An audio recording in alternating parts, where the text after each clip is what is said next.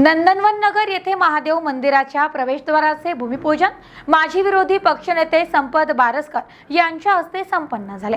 महाराष्ट्र ही संतांची पावनभूमी असून त्यांच्या विचारांची खरी गरज आहे।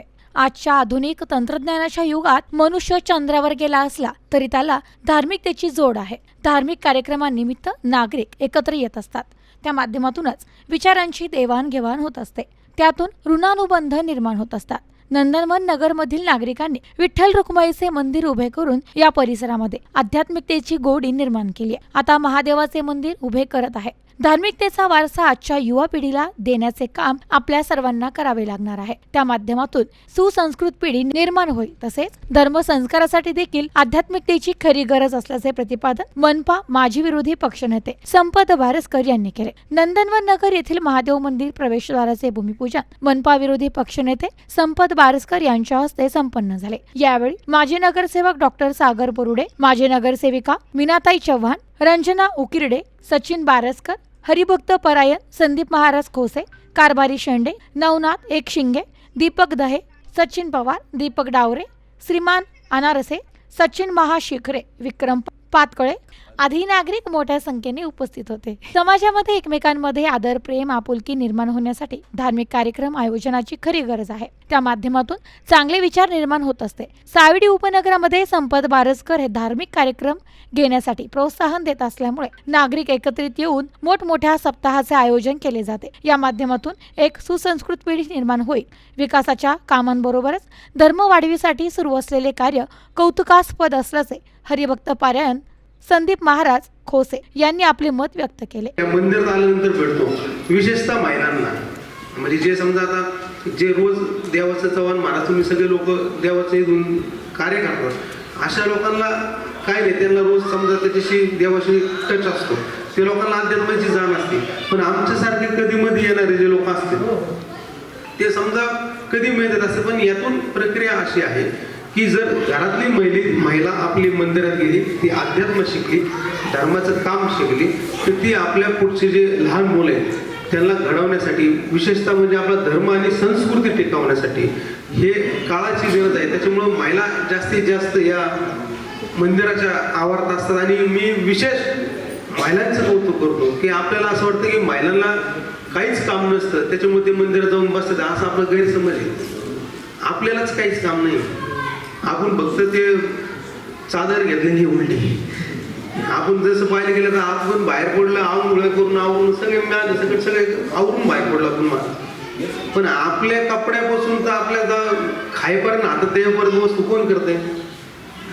महिलाच करतात ना। त्यांचं स्वयंपाक करून परत ते मंदिरात येतात। मागच सांगितलं तुम्ही की आपण कंपनीतून आले शेंडे काका काय, आपण लगेच इकडूनच बोलगाव पाट्यापाशी खुश असतो। आपण थोडं इथं कॉटेज कॉर्नरला आलो का थोडं नर्वस व्हायचं होतं, आज घुसलं का अजून नर्वस होतं, आणि घरात घुसलं तर काय होतं काय माहिती।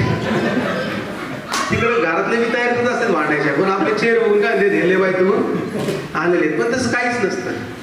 कारण की ज्यावेळेस माणूस घराच्या बाहेर पडतो तेव्हा अतिशय खुश असतो, आणि घरात आलं ना होतं तर तुमचं प्रेशरमुळे तुम्ही त्रास देत नाही, पण तुम्हाला त्रास झालेला असतो, कोणाला तरी त्रास काढायचा असतो। अशा या सगळ्या प्रक्रिया याच्यातून बाहेर पडण्यासाठी हे अध्यात्म आपल्याला गरजेचं असतं। त्याच्यामुळे माझं असं मत आहे की जे आता तुम्ही जाहीर केले, आणि विशेष कौतुक मी करतो की मी आले मला दगड बघायला भेटतो, म्हणजे त्याचं मी कोणी दिले त्याचं विशेष मी पुढे अतुलजी अतुल उभा अतुल, तुझे मनापासून आभार।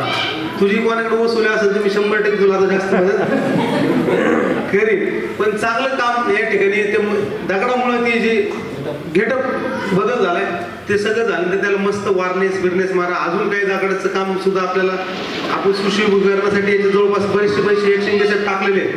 त्याच्यामुळे तुम्ही जे काम आपल्या पद्धतीने आपल्याला करायचे सगळे तर ते आपल्या पद्धतीने करून घेऊ। फक्त सांगताना जाताना एवढंच सांगतो की हे सगळं करत असताना आपण सुद्धा सगळ्यांनी आता ज्या पद्धतीने आता आजचा कार्यक्रम आहे तर इथं सांगितलं की पैसे कोणी कसे दिले। एक तर मी पहिली गोष्ट सांगितली की मी वर्गणी देणार नाही, मी जाहीर केलं, फक्त जे तुम्हाला कमी पडत ते तुम्हाला मागा। त्याच्यामुळे इथून पुढे माझ्याविषयी कोणाला हे आकडा जाहीर करू नका ही विनंती. आणि वर्गणीच्या ह्याच्यात माझं नाव सुद्धा घेऊ नका. परत जर माझं नाव घेतलं मी पैसे देणार. कारण की आपली अगोदर चर्चा काय झालेली आहे की जिथं तुम्हाला जे कमी पडत तुम्ही म्हणलं मग अख्खं मंदिरच कमी पडतंय तर आपल्याला ताकद आहे ती ताकद मी पांडुरंगाने दिलेली अख्खं मंदिर बांधून दिलं. पण हे तुम्ही फक्त आमचे नाव जाहीर पुढे करू नका. जे मदत या विकासाचं कामाचं योगदान तुम्ही निश्चित नोंदवा. आणि जे आपण आता मंदिर करतोय महादेवाचं तर खरोखरच म्हणजे आपण पाहतो की महादेवावरती स्त्रियांची श्रद्धा खूप जास्त आहे. तर मी एका महिलेला विचारलं की कशासाठी महादेवाची आपण सर्व भक्ती करतात. तर त्यांनी सांगितलं की महादेव हा भोळा महादेव म्हणतात किंवा हा श्रद्धेला पावणारा महादेव आहे आणि आजच्या कलियुगाच्या काळात सगळ्यात लवकर हे करणारा. म्हणजे आपण पाहतो की याच्यामध्ये राक्षस असेल किंवा कुठलाही म्हणजे वाईटात वाईट जरी माणूस असेल त्याने महादेवाची भक्ती केली तर महादेव प्रसन्न होऊन कुठलाही वर देतो. तर त्यामुळे सर्व महिला भगिनींचं आराध्य दैवत किंवा आस्थेचं स्थान हे महादेव असतं. आणि दुसरं महत्वाचं म्हणजे महादेवाचं जसं भोळ रूप आहे तसं महादेवाने तांडव रूपही धारण केलेलं आहे. तर कुठेतरी महिला भगिनी मनातून महादेवाला विनंती करत असतात की आपल्या पतीचं कुठं तांडव रूप येऊ नये, पतीने कायम शांत राहावं, संसारात शांतता नांदावी यासाठी महादेवाची आराधना सर्वजण करत असतात. आणि आनंदाची गोष्ट आपल्या परिसरामध्ये हे मंदिर योगायोगाने होत आहे. कोणीतरी येऊन इथे पिंड ठेवली आणि सर्वजणांना एक जागृती निर्माण झाली किंवा आपण जसं म्हणतो की एक आस्था निर्माण होण्यासाठी ती गोष्ट घडली असे म्हणता येईल. आणि आज पाहिल्यानंतर इतक्या सुंदर स्वरूपात हे मंदिर होत आहे. आणि दादा जसं म्हटले की दगडामध्ये ते मंदिर होते त्याच्यामुळे एक सौंदर्य त्याला प्राप्त झालेलं आहे. आणि खरोखरच आपल्या भागामध्ये जे धार्मिक वातावरण आहे आज याची गरज आहे. आपल्या नव्या पिढीला संस्कार देण्यासाठी. Bureau report news today 24 Ahilyanagar.